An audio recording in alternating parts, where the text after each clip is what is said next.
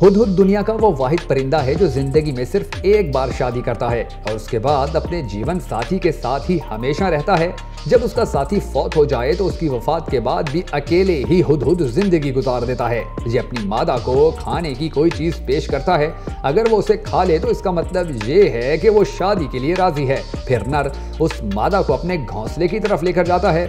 उनका घोंसला अक्सर औकात किसी दरख्त में सुराख करके बनाया होता है। अगर वो घर उस मादा को पसंद आ जाए तो दोनों रिश्ते अज़दवाज में मुंसलिक हो जाते हैं, यानी दोनों की शादी हो जाती है। मादा हमेशा हर मौसम में अमूमन 6 से 8 अंडे देती है और बच्चे पैदा होने के बाद बारी बारी खुराक का बंदोबस्त करने के लिए दोनों अपनी ड्यूटियां सर अंजाम देते हैं। अजीब बात यह है कि दोनों में से किसी को खुराक की अगर कोई चीज मिल जाए तो वो उसे अकेले कभी नहीं खाता, बल्कि जब दोनों इकट्ठे होते हैं, एक जगह पर बैठते हैं तो ही उसे खाते हैं। हुदहुद की छठी हिस्स इतनी तेज होती है कि वो जमीन के ऊपर से ही पानी को महसूस कर लेता है।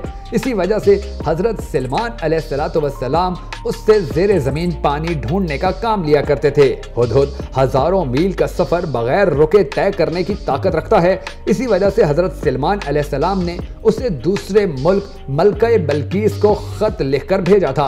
हुदहुद की अज़दवाजी जिंदगी आज के दौर के इंसानों के लिए एक मिसाल है कि अकल ना रखने के बावजूद भी वो एक दूसरे का कितना ख्याल रखते हैं, एक दूसरे से कितनी ज्यादा वफा करते हैं और किस तरह मुश्किल वक्त में ना सिर्फ एक दूसरे के शाना बशाना होते हैं, बल्कि अगर उन दोनों में से एक की वफात हो जाए तो दूसरा हुदहुद अपने उस बिछड़ने वाले साथी की याद में ना तो किसी और हुदहुद के साथ कोई ताल्लुक बनाता है, ना अपना घर दोबारा बसाता है, ना ही किसी और के साथ दिल लगी करता है, बल्कि अकेले ही जिंदगी गुजार कर चला जाता है। जबकि दूसरी जानिब हम इंसानों की जिंदगी के आपस में झगड़े ही खत्म नहीं होते। आप अपने हमसफर को पालें तो उस पर बस कर दें, आप उसके हो जाएं और वो आपका दुख सुख भूख प्यास खुशी गम सब बांट कर जिएं। इसके अलावा कोई और ऑप्शन अगर आपके दिलो दिमाग पर आता है तो इसका वाहिद और अकलौता नतीजा ये निकलेगा कि फिर आपका घर तबाह होना शुरू हो जाएगा,